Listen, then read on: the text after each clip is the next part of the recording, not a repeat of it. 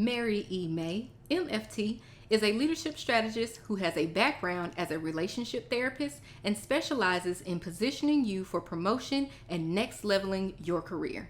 Mary has a unique style of guiding mindset with strategy to secure promotions, negotiate higher pay, while creating the life and career you deserve.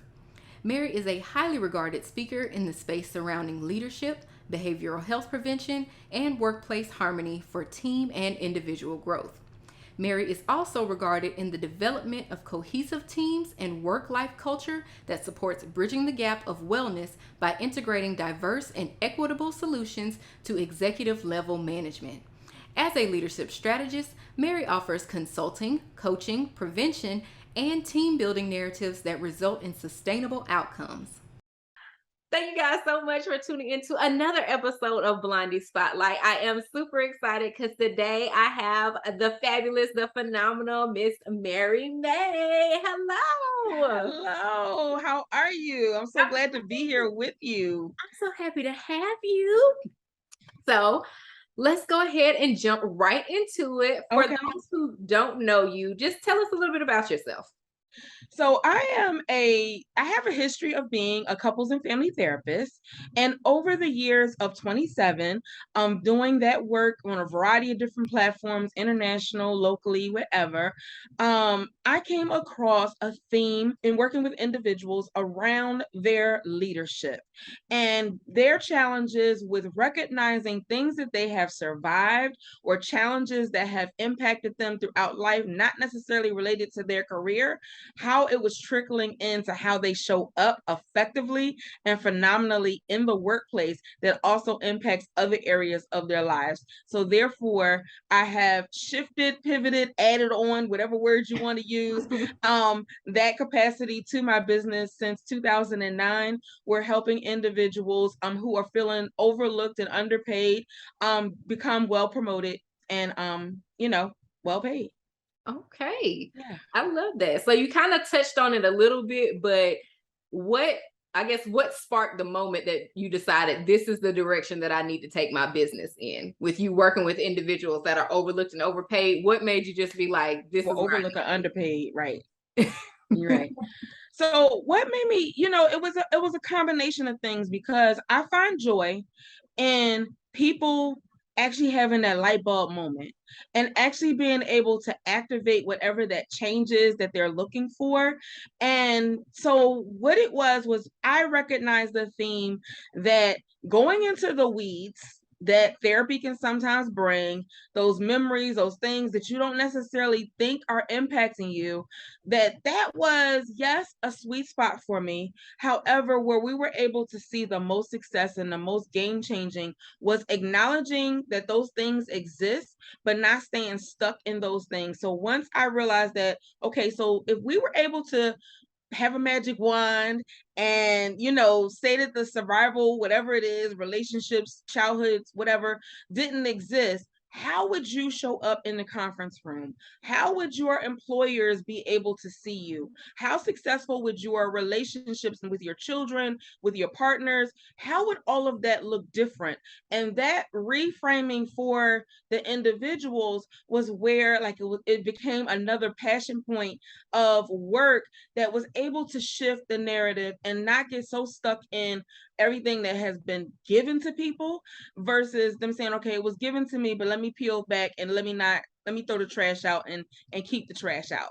And so that I could elevate and level up in my life and in my career all the way around. So it was that game changer of just seeing the consistency of, some really, really challenging things that individuals may have experienced in life and kind of feeling like anchored down in those and being able to turn the corner to, yes, work with those things separately, but the exciting part was being able to work with those things separately and healing, but then also elevating in their career as well. I love it. I love it. So let's dive a little bit more into entrepreneurship. What would you say is a benefit of being an entrepreneur? Ooh, that comes If it's a with, couple, yeah, I was like, that's an up and a down. I mean, yes, you have the freedom, but you have to be diligent with your follow through. The benefit is the mission statement that's on the wall, you've written it. And so now it's time for you to implement it, as opposed to you being hired and onboarded and the mission statement that's on the wall doesn't reflect the integrity of the work that you're being asked to do. So as an entrepreneur, like if that's something that's important to you for everything to kind of match, then that was something that was like really, really important for me.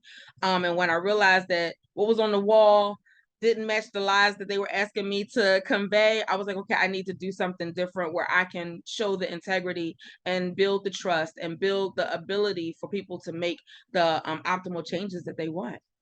Okay. And like you said, it's ups and downs. So what would you say would be a negative of being an entrepreneur? Or a couple for that one too.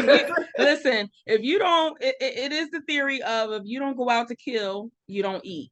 So you really have to understand who your target audience is, what it is that your niche is. And if that's a couple things, but being able to be diligent to one specific angle and build that up, then that would be the challenge, because we're like microwave solutionists where like, hey, oh, that ain't working, and it might be getting ready to have the biggest breakthrough ever, but we done moved on to the next dangling carrot. So as an entrepreneur, it's good to, if you actually like kind of do a mind dump and dump out everything that you want to do, and then prioritize how it is that you'll do the direction of them and what time period to kind of measure and see the success that you desire. Okay, I like that. So let's dive into more about Mary May. What is something? Wait a minute now. We're not gonna go too deep. Okay. Okay. I mean, what is something that people wouldn't guess about you, like a little known fact? That I love to travel and I love to dance. Okay. Mm-hmm. We'll know that. If the right song come on, I might, forget that we in a corporate situation. I'm like, oh, wait a minute, I'm sorry, I'm back. The music told me to do it. Didn't you say it was go-go? That's your go-to? I do like go-go, but housemusic.com is where I live. Yes. Okay. I mean, I like R&B. Beyonce that's coming out. Beyonce's, yeah, I mean, I like that one because she got some I gotta know from a true house fan, is she like on par? Is it like she just borrowed a little bit and made it her own thing? What's going on? She kind of borrowed some beats that we like. Okay.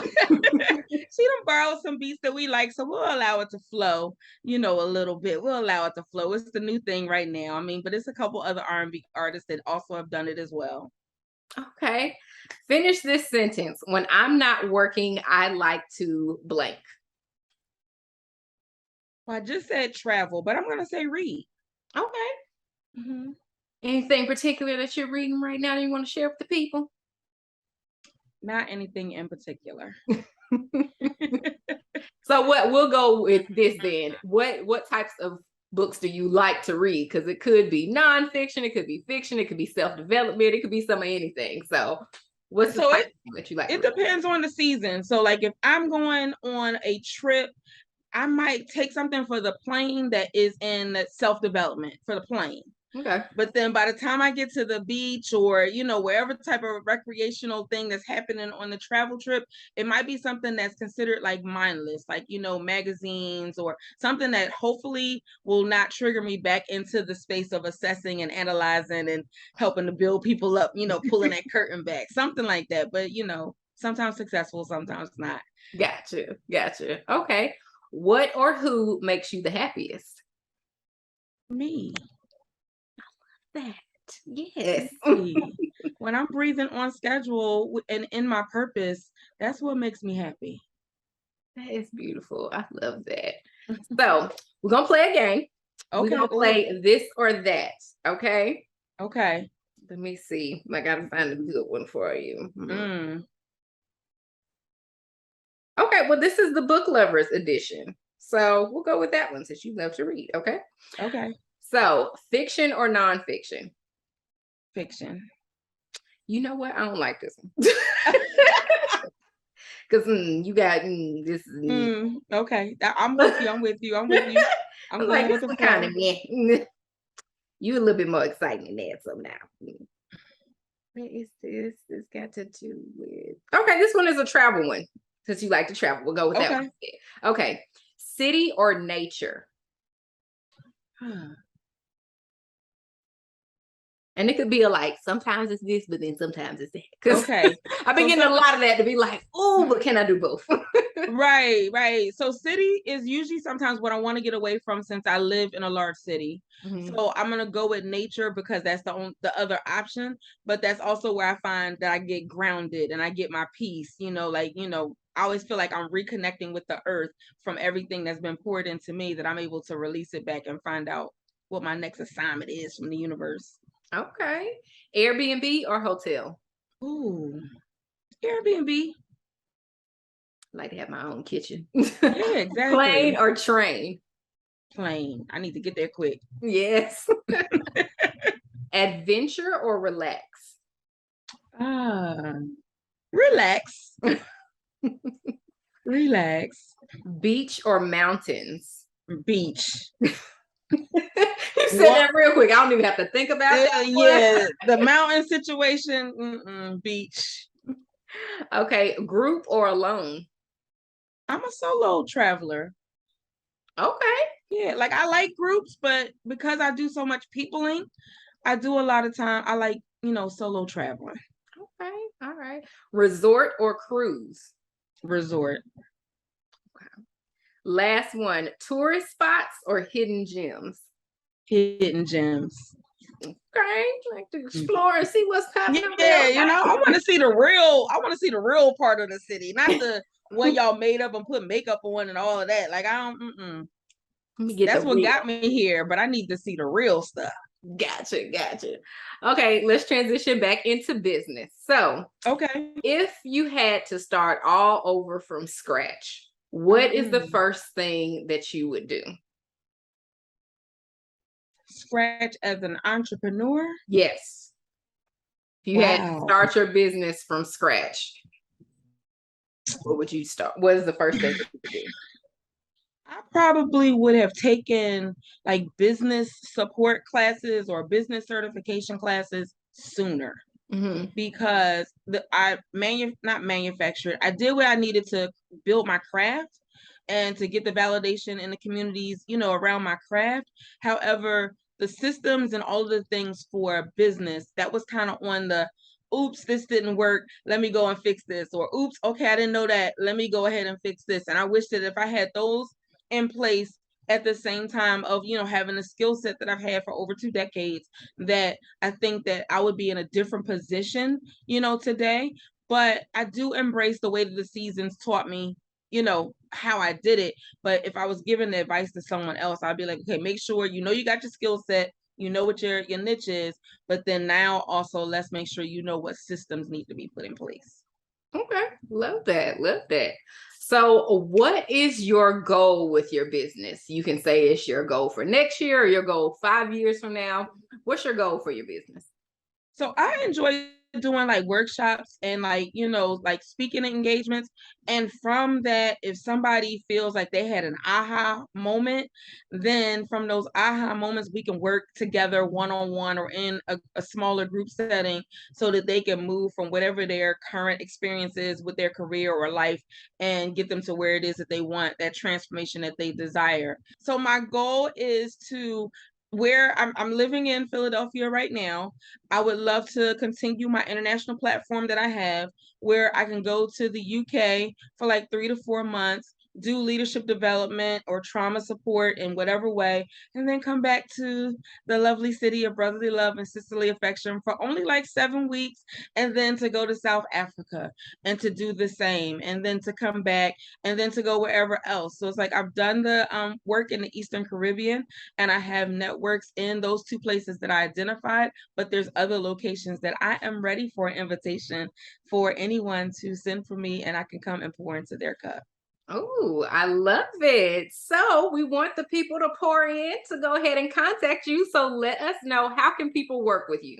The most direct way to be able to work with me is to go and get free gift case study of an understanding how it is that I support individuals in leadership at workwithmarymay.com, where they'll, hear a quick webinar video from me, but then also be able to connect and get on my schedule so that we can have a one-on-one conversation to, one, see if I'm the best leadership strategist for them, but then also they have a blueprint of really, really pouring into understanding what their needs are and being able to move forward and lead forward.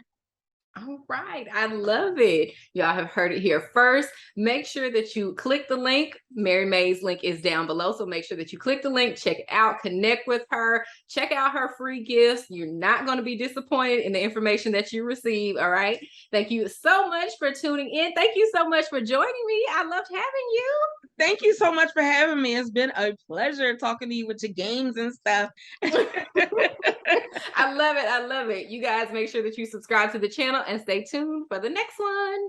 Thank you so much for tuning in to another episode of Blondie Spotlight. If you're watching on YouTube, make sure that you give this video a thumbs up, drop a comment, and subscribe. You can also stream this show on several podcast platforms, including Apple Podcasts, Google Podcasts, Spotify, Stitcher, and Overcast.